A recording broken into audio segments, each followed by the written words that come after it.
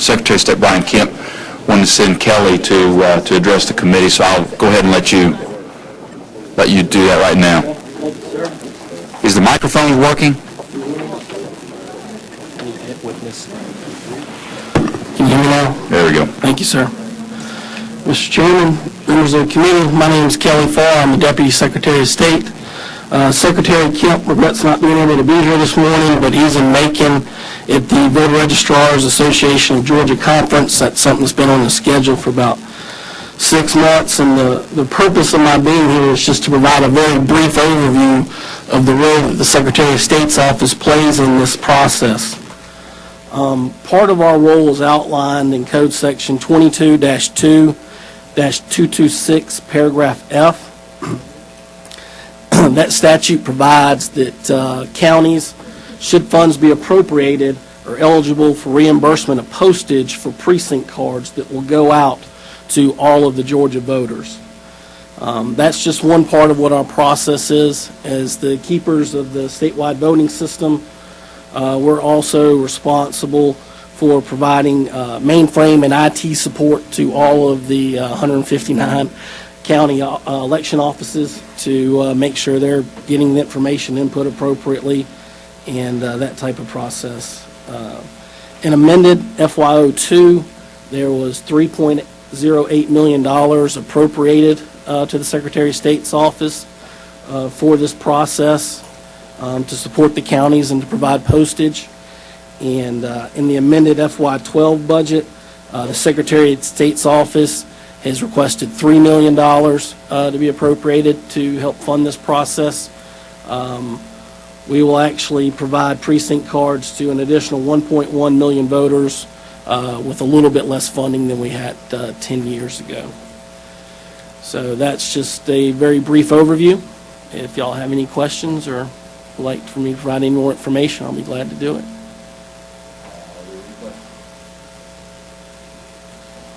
Thank you for your time this morning, gentlemen. Have a good day. All right. The main purpose of our meeting today is to consider the House Reapportionment and Redistricting Plan, House Bill 1EX. Chairman Lane, welcome to our committee. I'll give you an opportunity to make a quick presentation with regard to the House plan. I will tell everybody we will allow the opportunity for public comments after his testimony. However, I will want to inform everyone that no one submitted an amendment to this plan by the 24-hour deadline that we had, so therefore there will be no amendments to this plan. This will be the plan I will ask the committee to act on today. While you're free to make comments, I just want to make everyone aware that nobody submitted any amendments prior to the 24-hour deadline that we've had, so there will be no opportunity to amend this plan. Chairman Lane? Thank you, Mr. Chairman. Thank you, members of the committee. Appreciate the opportunity to present this bill to you, the HB 1EX, which is the House Redistricting Plan. As the chairman has done on the Senate side, he's conducted an open and transparent process. We had the same openness and transparency on the House side, getting input from almost all the members of the House and a lot of other folks too, and resulting in the map which we are asking you to adopt. As you all know, the Voting Rights Act requires certain majority-minority districts be protected, and our benchmark for our plan was 49 majority-minority districts, and we were able to maintain 49 majority-minority districts. Due to population shifts, we did have some pairings on our map. South Georgia lost about 4 House districts due to population shift to North Georgia, so we have 4 pairings of our Republican members in South Georgia. In the metropolitan Atlanta area, due to population shifts there also in southern Fulton and DeKalb County, we have 5 pairings of Democrat members in those districts and 1 in East Georgia in the Augusta area. So there's a total of 6 pairings of Democrats and 4 pairings of Republicans, which is about as fair as you can get. If you want to compare to what happened in 2001, there were 47 pairings in 2001 in the House plan, done by the Democrats. 37 of those were Republican pairings, 9 Democrats, and 1 independent. Our average size district is 53,820, and in 2001 it was 45,480. So there's been an increase in our House, same as the Senate districts, 18.3% increase. We maintained our deviation in those districts below 1% above and 1% below. 0.99 above the ideal size was the largest district, and 0.99 below the ideal size was the smallest district. Entering into this, the districts ranged in size from 37,000 to 91,944. Primarily, the largest districts in the state are Republican districts, and the smallest districts are Democrat districts. And so in drawing these maps, that presented a challenge to us, but we were able to get it done. We maintained 89 counties that are located within one House district and 72 counties that got split in the process. Of the 33 counties less than 10,000 population, only 1 was split. So we made an effort to not split the small counties that had small populations. We think this is a fair map, and it's a constitutional map. We're proud of the work that went into it and the input that we received, not only from Republicans, but also every Democrat member of the House reviewed districts with us to help us maintain as many communities of interest as we could, and to maintain and get their input on how to do that. And then we had the House members, Democrats and Republicans, come in and worked on an area of Southwest Georgia and have their input on those proposed lines and how they should be changed in order to reflect the things that they knew about that district that we didn't know about. So it was a very fair process. I'm proud of the process the House did in coming up with this map. I appreciate y'all's attention, and would ask that you do pass this bill onto the floor. And Mr. Chairman, it is tradition in the General Assembly that the Senate does not mess in the House affairs with regard to redistricting, and vice versa. Is that not correct? That's my understanding. Are there any questions for the chairman? Senator Henson. Yeah, thank you. A couple things. When you started, you mentioned that there were 49 districts in your benchmark. Yes, that's correct. And so, in your benchmark included districts that included over 50 plus 1. What constituted a district that you included in your benchmark?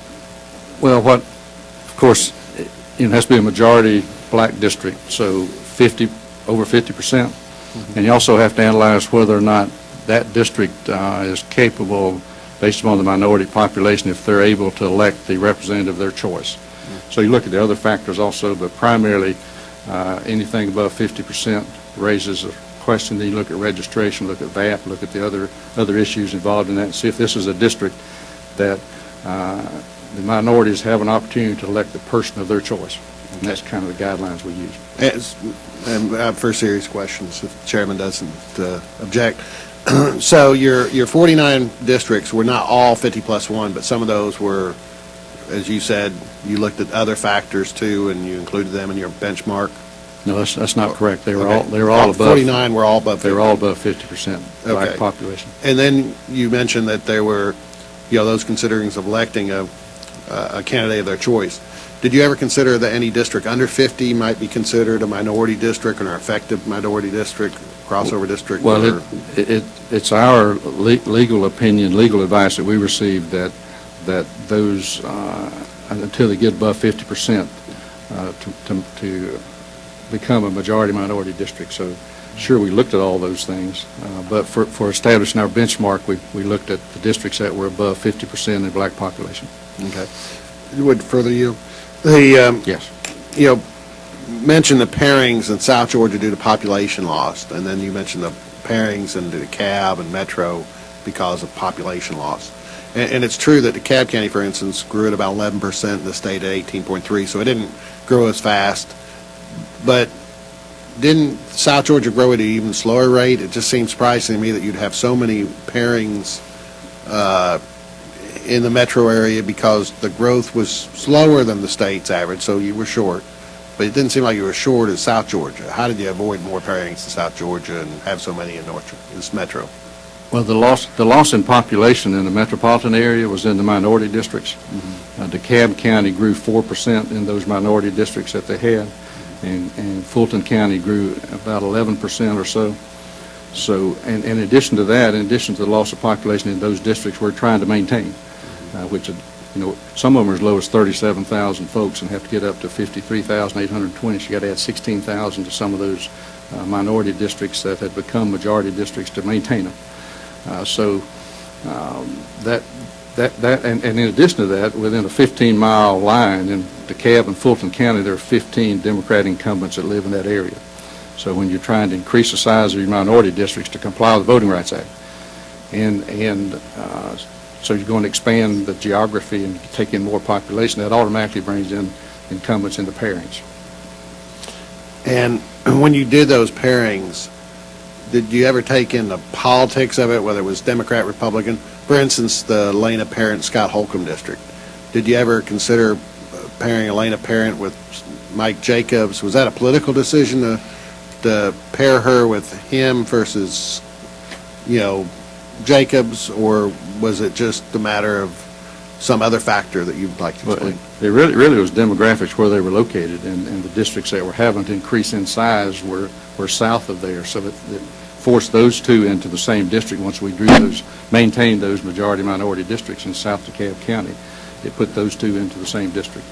And when you mentioned earlier, Mr. Chairman, that you asked for input and you had input, and but when you saw that you had so many pairings in the metro area, and then you saw you had some open seats, I think we have seats in Rockdale, DeKalb, or Gwinnett, DeKalb, Henry Fulton. There's a few open seats out there that are bordering these districts where people have been paired. Did you ever go to the Democratic leadership and say, hey, here's what we've worked up. We feel this is a fair and proper plan. Would you look at this and see if there's some way that you could maybe uncouple these and utilize this area to fix, what you think is a problem? Or did you ever ask for that input or sit down and talk to? Well, first of all, I wouldn't agree with you that there are open districts adjacent to the districts that we paired.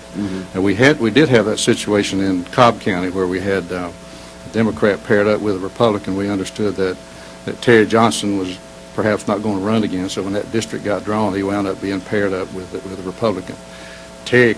Representative Johnson called me, and he had been sick and wasn't able to get down here like everybody else did to talk about their districts and what's going on. So he called me and talked to him about it, and he said, there's an open district right below us. I'm planning on running again. Can you shift me down into that district? And we did, because that was a case where there was an open district next to a pairing, and we were able to unpair because of that open district.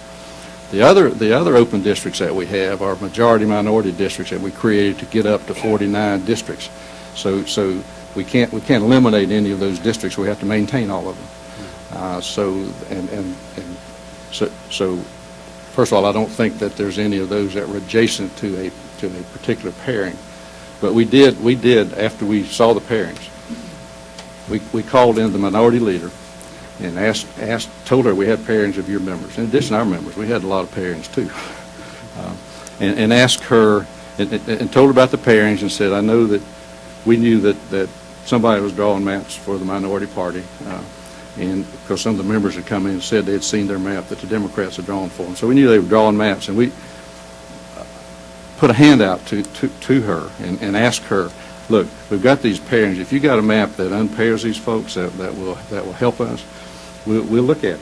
That doesn't mean we're going to adopt it, but we certainly would like your input onto it. We don't see how to unpair them and to maintain our voting rights districts.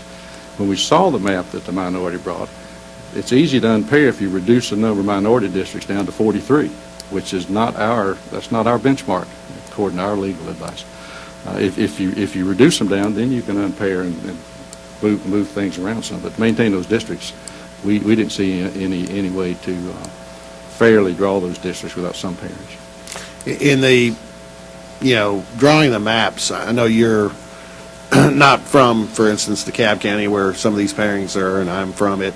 I mean, you look at the map just from the eyesight, some of those districts are long and narrow and don't really have the community of interests as apparently one of the factors.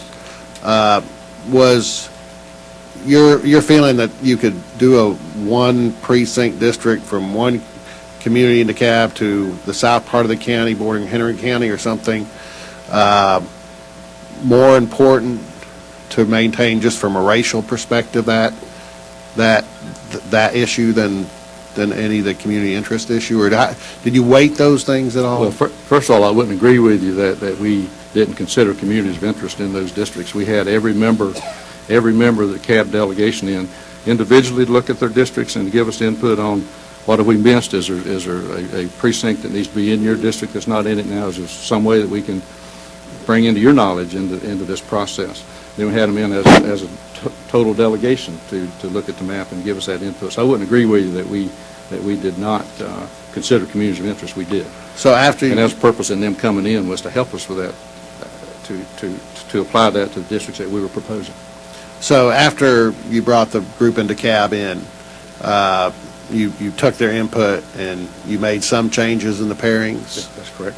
And Well, I don't know about in the pairings, we made some changes in the districts. You know, we tried to accommodate as much as we could the proposed changes. For example, someone may come in and say, well, my church is not in my district now, it's over in this district adjoining to us. Can you see how to get that into my district? Or, you know, issues like that they would bring to us that we certainly took into consideration and applied some of it. okay, I'll let some of the other members ask a couple questions.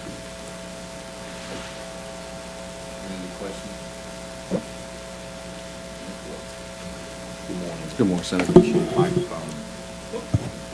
Good morning, Mr. Chair. I want to ask you about that benchmark of 49 seats. You're telling us that's a benchmark that you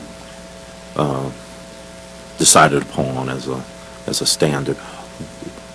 What factors did you use in arriving at that 49 seat benchmark? Well, what I did was ask our lawyers to look at it and kind of guide us on what the benchmarks were based upon the existing map. But the factors we used was you take your existing districts as they were drawn, the last drawing that was approved by the Department of Justice. You take those districts and then you apply the 2010 population census numbers to those districts. And when we did that, we had 49 based on the new population numbers. We had increased from 41 in 2001 to 49, and you can imagine the difficulty we had in maintaining those 49 districts. About all those minority districts had lost a lot of population, had to add population to them, but that's kind of where we started was to get the existing districts and apply the population to them, and then determine which ones were benchmark districts that should be protected under the Voting Rights Act and not amount to retrogression in that benchmark. And we were able to do that. Okay. You said earlier, in I think response to Senator Henson's question, or you may have said that in your introductory remarks, that the Voting Rights Act was a factor in drawing these 49. You arrived at a benchmark. So you took into account the race in terms of African Americans and drawing those 49 districts and arriving at that benchmark. Is that correct? We took that into account along with the other factors that we had adopted as guidelines, but in arriving at those 49 districts, we looked at the population and whether or not those were districts that those 49 were districts that, or arriving at that number, whether or not the districts were districts that could elect the minorities were in majority and could elect the person of their choice to represent them. But race was a priority factor. I wouldn't say priority, but it's certainly a factor. You can't comply with the Voting Rights Act without considering the racial makeup of those districts. So that was certainly a factor in arriving at a benchmark. Why was the benchmark 49 and not 48 or 50 or 41? I mean, I'm just trying to get a fix on that magic number of 49, where does that come from? Well, I don't think it's a magic number. It's a pretty objective number when you look at the districts statewide and see which ones have a minority population above 50%. And then looking at those districts and seeing if the other numbers, the voting age population and the voter registration, and is consistent enough that that district is capable of electing the person, the minority portion of that district is capable of electing the person of their choice. And Mr. Chair, I have a series of questions for Chairman Lane. Now, this legal advice you received, did you receive that from Ms. Lewis? Yes. Okay. And was that same legal advice, were the Democrats in the House, was that same legal advice made available to them? Certainly, they were advised. Minority Leader, just talking in the hall, she did not come in and discuss the maps with us at all. She's about the only member of the Georgia House that did not come in and consult the maps and work with us. But we certainly relayed to her and to their members that we had established that there were 49 majority-minority districts, and that's based upon what we knew about it and what the lawyers advised us. And I think, let me just maybe ask it a different way. Was Ms. Lewis made available to the Democratic caucus in the House to discuss the legal opinion on this issue of the 49 number, benchmark number? She was made available to our committee and the work that we were doing in putting together these maps. Now, whether or not she was made available to the Democratic caucus, that's above my pay scale. Okay. And I don't make those kind of decisions, so you'd have to ask somebody else whether she's made available or not to those. Fair enough. I want to talk to you about this 72% number out there. Is it true that you decided you would not draw a district that was over 72% black population? No, that's not true. We had a guideline that we established that once you got to 70%, we need to look at that district and see if it amounted to packing.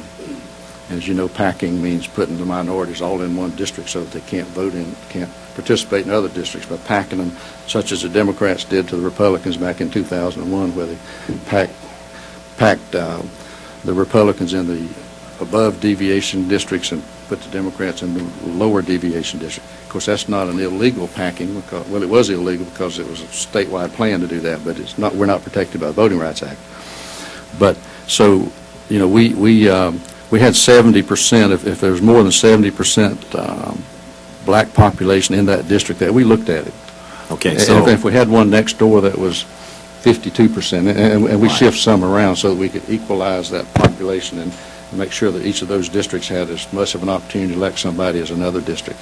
So we did use that as a guideline, but it was based on all the other factors. What was next to it was just an area that you just couldn't prevent.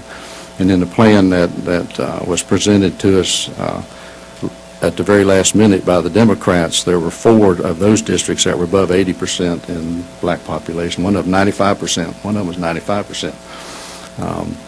And we looked at some districts like that as we were drawing the maps, that there were some districts, if you tried to keep them in one compact area, that you could not do that and not be accused of packing. So that's where you get the long, narrow districts in order to keep that percentage where it doesn't amount to packing. So it's not a magic number. Case law doesn't say this is the number. 72% you're safe. 70% doesn't amount to packing. but the number you used was 70%. That's a guideline. That's a Not guideline. 70, I'm sorry, it was 70%. And is that the basis for drawing the entire map, that 70%? No, I don't think that's a basis. That's one of our areas that we looked at when we were putting those minority districts together.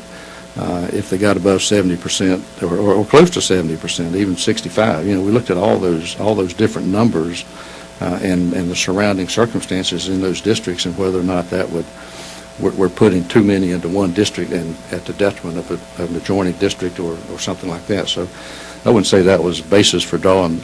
Absolutely, it was not a basis for drawing those districts. It was just one of our guidelines that kind of raised a real red flag if we got close to that number, but that wasn't the basis for drawing.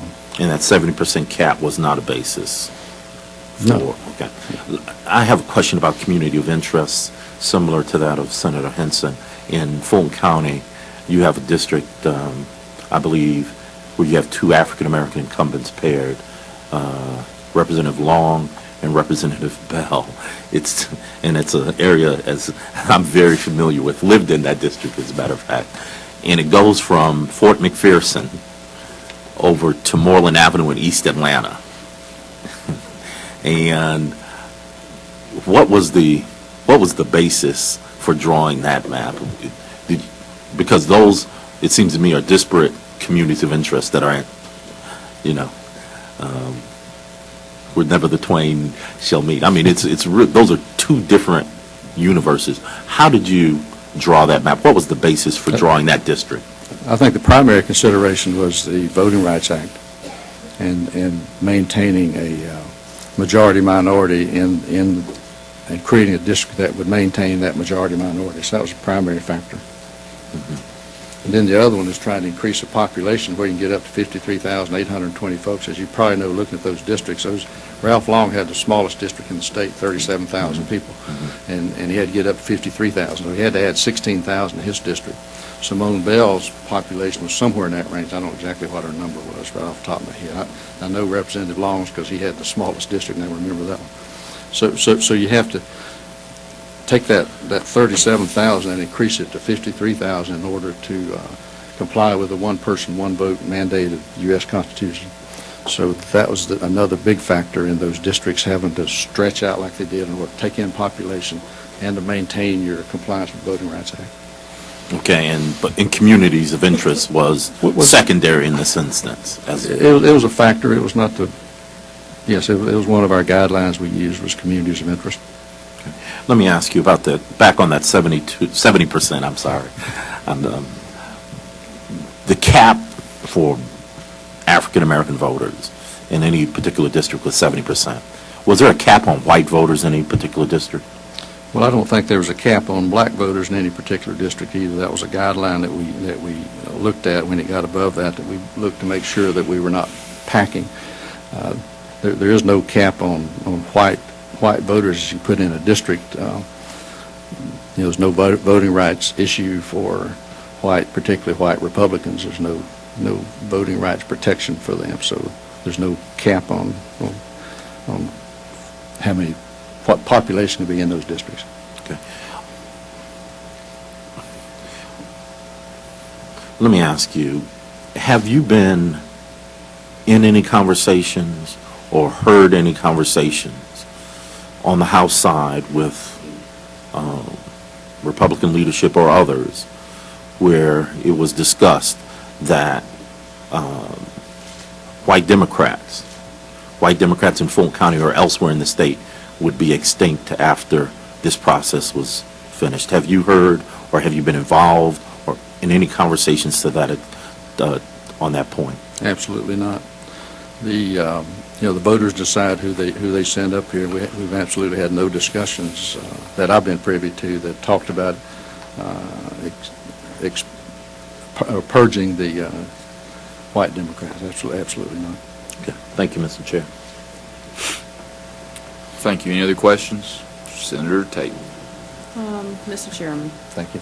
I'm still a little trying to figure out how we got from 41 to 49 seats as minority districts. Can you enlighten me as to how we went from 41 to 49? Maybe you want to take a specific one and... Well, under the plan as adopted by the court-drawn plan, Right. which was the last legally redistricting is done in Georgia. There were either 41 or 42. My number is 41. Okay. Say 41, purpose of discussion. So those districts, the districts that were drawn by the court are the ones that are used to apply the 2010 population data to. And those districts have shifted. People moved out of the inner cities, for example. I'm familiar with Chatham County, and one of the first areas I looked at in Chatham County when I started looking at the Voting Rights Act and the minority districts were Chatham County. All three districts down there were severely underpopulated, about 12 or 13, 14,000 population each one of those districts. So you take the number of districts you have, and you take the new population numbers that the census gives us, you apply that to each district, and then you go from there. And that's how we came up with 49, increasing from 41 to 49. Where would one of those, where is one of those districts that were not in the 42, where you became 43 or 44? Where were you looking at some of I those? really haven't looked You don't at know. that. I really haven't looked at it. That's interesting. I should have, and I just haven't. We did the district, and I didn't look back to see which ones had become majority minority, but I suspect there were some in the Fulton County, DeKalb County area where population loss was so severe in those minority districts. But I haven't really analyzed it that closely. But I imagine it's in the metropolitan, inside the loop metropolitan area. Okay. You mentioned, which I didn't write down, but if you would enlighten me, you mentioned about the splits that were in here. Could you go back and tell me about the splits? Because I think you did a comparison of the splits in the previous map versus the splits that you have in this map. Yeah, in our map, there are 89 counties that are located within one district. And 31 counties are located in two districts. And 41 have 3 or more districts in them, which means there are 72 counties that were split under our plan. And in the counties, the 33 counties that were less than 10,000 population, only one of those is a split county. And did you give us a comparison of what it was prior to this? Well, Chairman Seaball gave us a... I can. I think I've got that somewhere.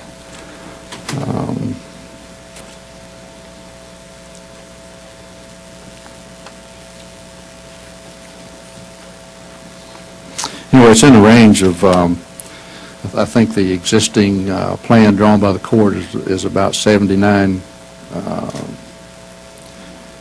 Okay.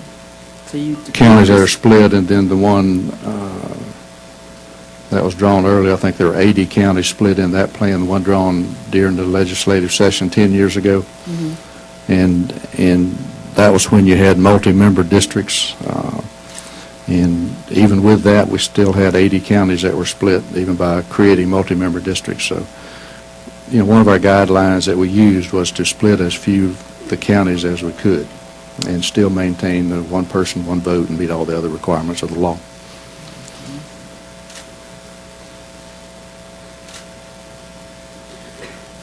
I'm still concerned a little bit about the open seat that you created in Fulton when pairing, I think you did about 4 pairings in Fulton County and created this open seat near the, really in South Fulton, going down into, looks like Clayton and, Clayton. How did we end up with this when we ended up pairing 4 incumbents in Fulton with this open area that goes down to Clayton? What was the idea behind that as far as communities of interest with Clayton, compactness of the district, looking at the district? If you could just enlighten me on that. Well, that was one of our majority-minority districts that we were able to create. And I don't think there's any pairings right adjacent to that district that would allow us to unpair someone and put them in that district and still maintain our voting rights issues. So did you draw this district first? Did you how did And you we come kind up of with drew it last. Kind of drew it last? It wasn't drawn first. I don't know when in the process it was drawn, but it is a district that we, in looking to maintain 49 districts, majority-minority, that we were able to piece together these precincts down through there in order to get up to get the black population to a number that would qualify it as a voting rights district. It certainly has communities of interest in regards to,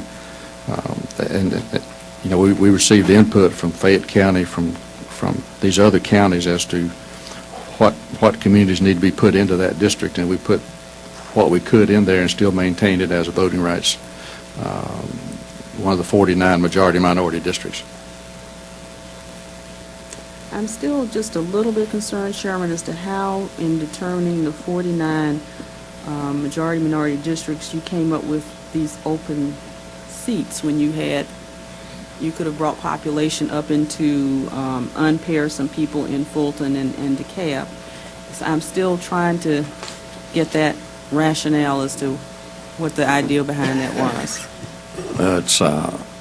It's 2 or 3 months of work drawing these maps in order to meet our guidelines in those regards. And, so, for example, we created a majority-minority district in Valdosta. I don't know I think some of y'all were maybe at some of the public hearings, but one in Lowndes County, they specifically came in, NAACP and some other community leaders came in and said, we've never had a majority-minority district here, and asked that we create one. And we were able to create one and an open seat.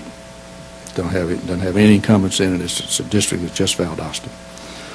And there's some other districts in the state like that where we were able to create some of those. But it's a 2 or 3 month process of running the numbers and staying within the parameters of being the majority district and not be packing those districts, so that we could maintain the 49 majority-minority districts. If you start packing those districts, you can unpair people and you can create less districts. So if we wanted to take the plan that the minority party proposed to us at the last minute, in that plan they unpaired people, but they also only maintained 43 majority-minority districts. We don't think that complies with the Voting Rights Act or with the U.S. Constitution, and we would be very derelict in our duties as legislators to adopt such a plan, even though it was floated out there at the last minute, and we could unpair people with that. And that's why we asked the minority leader to sit down with us and show us if you've got a way where we can somehow redo these districts some way that might help some of that. We'd be glad to look at it. And they refused to bring that to us. But we still think that we did it in a way that's very fair and very legal and very constitutional, and do not agree that you could do it with 43 majority-minority districts. You had to have, our benchmark's 49, and the law is black-letter law, pretty much, based on the Voting Rights Act and the U.S. Supreme Court, that our benchmark's 49 majority-minority districts. Did you have any influence of crossover districts in this map? Well, first of all, Voting Rights Act does not mandate that you consider crossover. I don't know what crossover is. You tell me what that is, I'll tell you whether I considered it or not. Because I really don't know what it is, and I think that's what the courts have said. It's a good concept, but we don't know how to define it. We don't know how, you're going to be involved in every district all over the United States if you start doing that. But if you tell me what it is, I can tell you whether or not we considered it. But I guess my question or my response to that one would be, districts we talked about in the Voting Rights Act says that a district that allows minority and other populations to elect a person of their choice.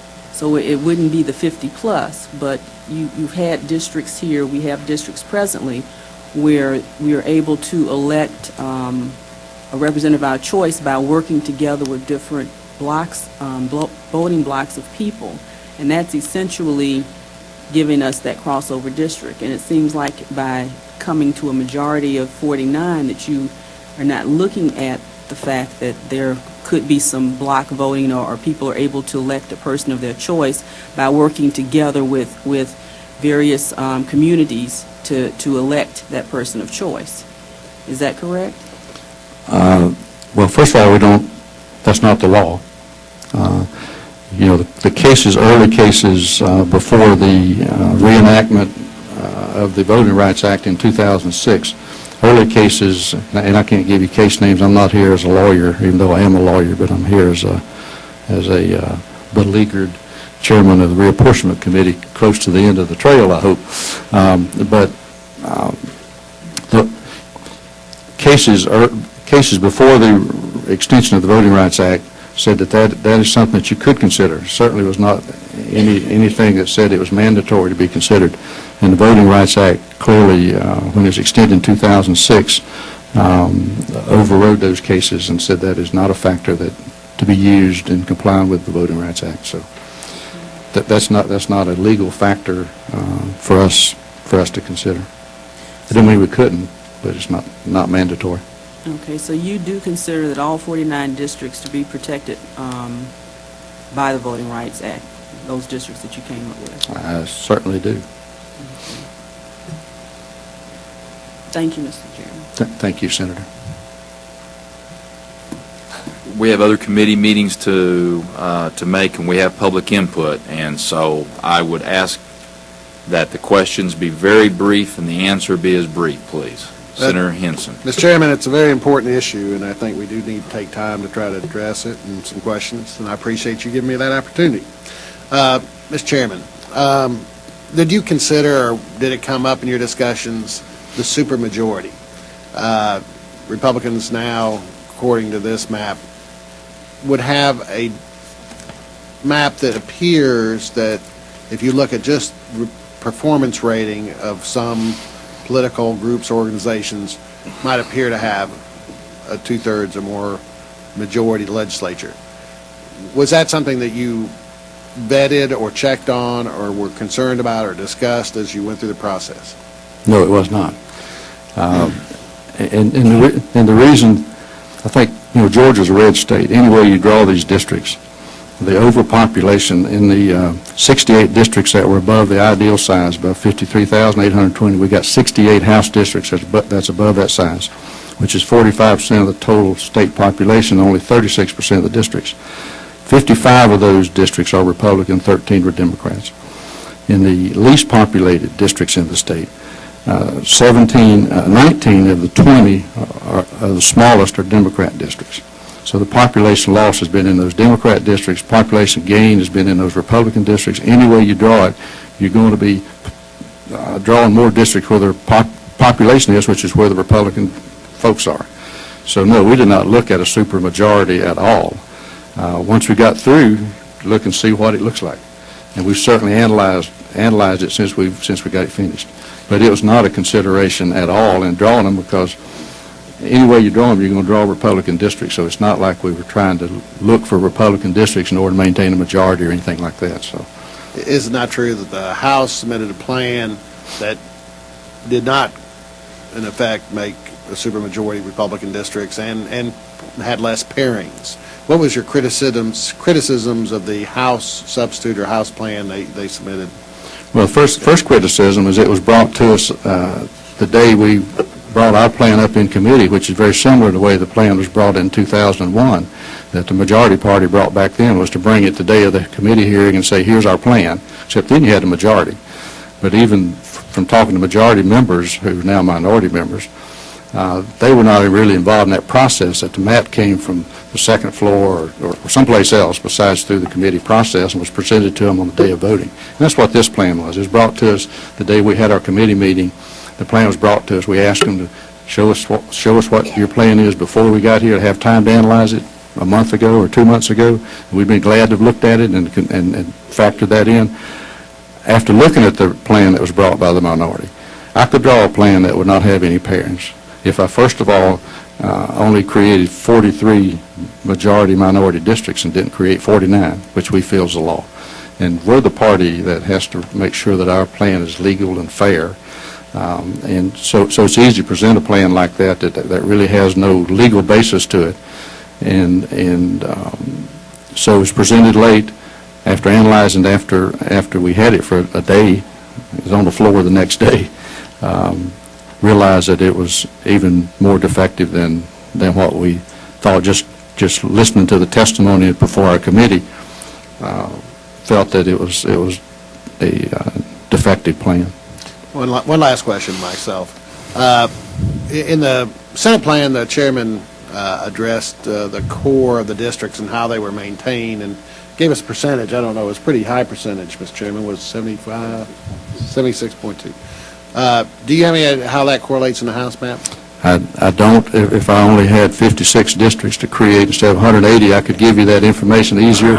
It'd be it wouldn't be a high correlation because, we lost districts in South Georgia, we lost districts in metropolitan Atlanta, lost districts in DeKalb County, and created districts where the population shift had been.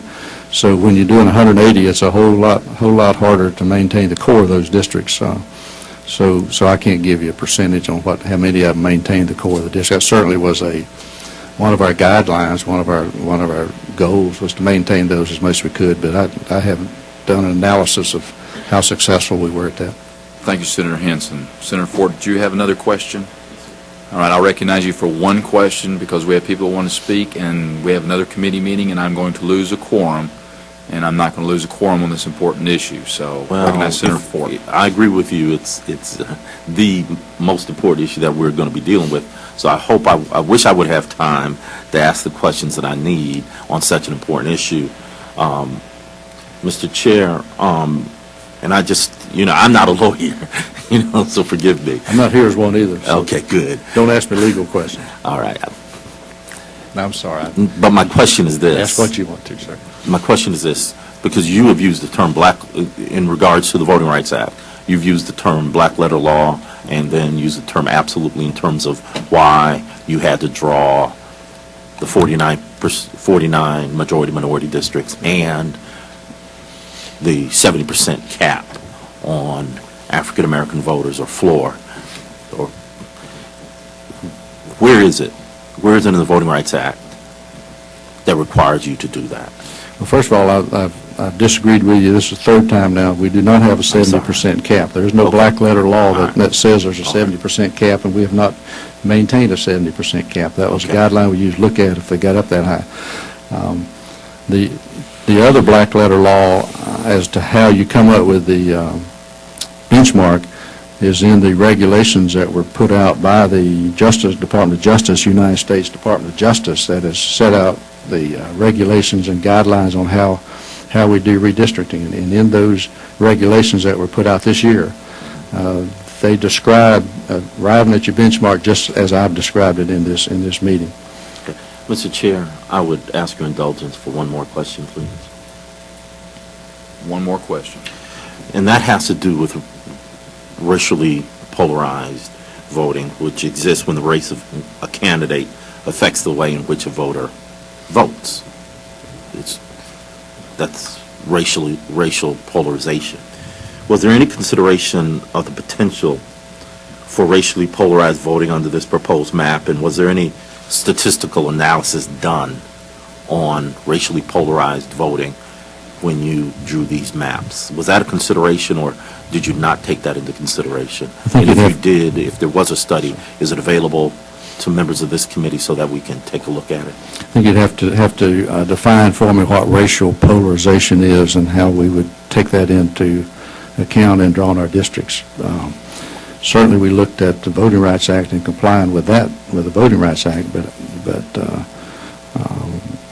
to answer the rest of your question, I'm not sure I understand what legal principle you're talking about. Well,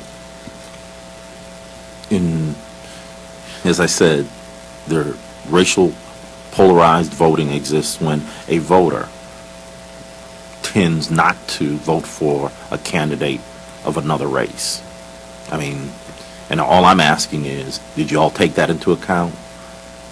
And if you did, was it based on any statistical analysis? And if so, can we have that statistical analysis made available to us? If you didn't take it into account, that's fine. But if you did, can we have that available? No, I'm just not aware of any legal requirement in those regards. So I'm not sure that I fully understand what racial polarization is. I'm not sure I understand what it is in context of us drawing these districts. Thank you, Mr. Chairman. Thank you. Thank you. We have some members of the public that have asked to speak. Because of our time, I'm going to ask that you keep your comments limited to 3 minutes. Again, I want to tell everybody that no amendments were offered to the chairman by the 24-hour deadline, so there will be no amendments that will be considered, that will be ruled out of order. Newton Bates. I would defer to Mr. Hatfield and Mr. Mitchell. Okay, I have the next speaker is listed as Jimmy Carter. Okay. Representative Jason Spencer. Again, if you keep your comments to 3 minutes, I would appreciate it. Mr. Hatfield and I. It's fine, but I'm recognize, if y'all want to take up 3 minutes, the two of you, then, or you can both speak for 3 minutes. I'll be brief. Right. My name is Jason Spencer, and I represent the 180th District, that is Camden County and a portion of Glenn.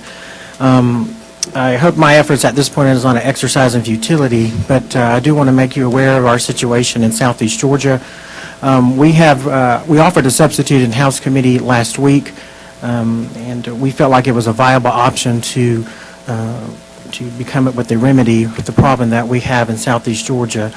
I have some maps available for you to view. That way you are aware of the current House map that's been submitted and our proposal that we submitted in the House Committee. We were also unaware of the 24-hour deadline, and I'll let Representative Hatfield take over from here. Mr. Chairman, I appreciate the opportunity to appear before you and the committee. As Representative Spencer mentioned, and this is our fault, of course, we were not aware of the 24-hour deadline. However, Mr. Chairman, I note from the Senate website and the meeting notice that was issued with regard to this meeting, it was dated August the 19th, 2011, which was Friday, calling this meeting for Monday morning at 10 o'clock. I don't know what time that meeting notice was issued, but assuming that we would not be able to offer an amendment or a substitute on a Saturday or Sunday, it would have been practically impossible for us to have had 24 hours notice to be able to offer a substitute or an amendment. Representative Hatfield, when did you offer this committee in the House Committee? Last week. What day? Yeah, I'm not sure. It was either Tuesday or Wednesday. I can't What day remember. did the House plan vote pass the House? Thursday. And you never even contacted me about the fact that you had anything that you wanted to do with offering any kind of amendments or anything like that. And I chair the committee. I'm sorry, but we had an issue about this at the beginning of our session. We adopted rules back in April that specifically says that any amendments have to be offered 24 hours in advance. I know that I had a conversation with some individuals about that, and they were contemplating whether or not we would have any amendments. They had notified both the Reapportionment Office and Legislative Council to be on standby for the weekend if they needed to do what they wanted to do. They contacted me later and said that they were not going to do that.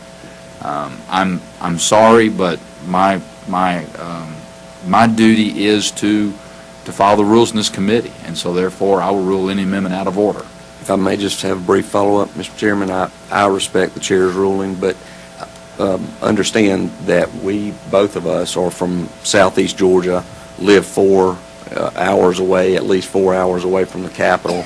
We left here on Thursday afternoon late, and then, as I said, the meeting notice was not even out until Friday, and I don't know what time it came out. But even assuming that it came out prior to 10 o'clock, which would have given exactly 24 hours, I've never been aware that we could come up on a Saturday or Sunday and have Legislative Council come in for 1 or 2 representatives to draft a substitute, which we would then submit to I don't know who over the weekend. So, I mean, basically, Hatfield, if I'd been in your position, the first place I'd gone, the first call I'd made would have been the chairman of the committee in the Senate side to see what I needed to do to have an opportunity to offer an amendment. well, it's just, Mr. Chairman, I'm with sorry. all due respect, we've got people in our part of the state in southeast Georgia are very concerned about the situation, and we have a proposal that would uncouple Representative Spencer and myself and would make more compact and more uniform districts, or we feel like that out of fairness, out of comity, that we would ask that the committee consider our substitute anyway. And you can try to work on that for us to consider in January. Thank you all very much. Al Bartel. We got 3 minutes for public comment. Let them make their comments. Al Bartel.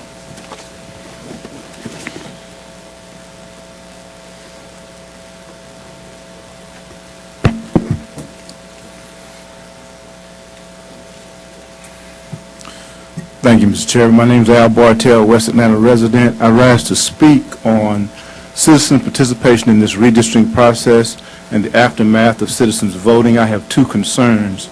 One concern is that the public engagement reference point is a serious concern with respect to participating in this process as well as the aftermath. The 2 concerns that I have is the chasm that's been created between whites and blacks in this state, and the technology divide also is a challenge that I want to present to this committee. Ladies and gentlemen of this committee, we cannot allow this chasm conversation about race to separate and divide us as a state. We must overcome that chasm. It is fully within the ability of the leadership of this committee to prevent that from happening. The current language, intent, and tone in this process is currently headed toward a division between the races in this state. In the year 2011, we cannot allow that to happen. The other reference point for challenge is the digital divide. It is clear that a lot of information is put online, but there are many people in this state that do not have the capacity to engage with that kind of communication. It is far within the ability of this committee to make recommendations such that the citizens of this state can interact with the information, digest it, and the neighborhood leaders, community leaders, faith leaders, and small business leaders can impact their engagement and their participation. And so in my closing comments, we cannot allow the reference point of race to divide us in this state. It is far within the leadership of this committee to do something about that, as well as the digital divide. Neighborhood leaders, community leaders, faith leaders, and small business leaders are ready for those 2 challenges, and what now must be provided is leadership. Mr. Chairman, that completes my comments on the matter, and I appreciate the opportunity to speak. Thank you. I'll entertain a motion. Chairman, I move that. Senator Cowser. I move due pass on the House Committee Rules Committee substitute to HB 1EX, that's LC 285814S. I have a motion. Do I have a second? I have a second. Secretary will call the roll and the vote on the motion. Present. Senator Cowser. Yes. I mark myself as a yes, Mr. Chairman. Senator Balfour. Yes. Senator Chance. Yes. Senator Fort. No. Senator Harbison is absent. Senator Henson. No. Senator Judson Hill is absent. Senator Jackson is absent. Senator Rogers. Yes. Senator Schaefer. Senator Staten. Yes. Senator Tate. Senator Tollison. Senator Williams.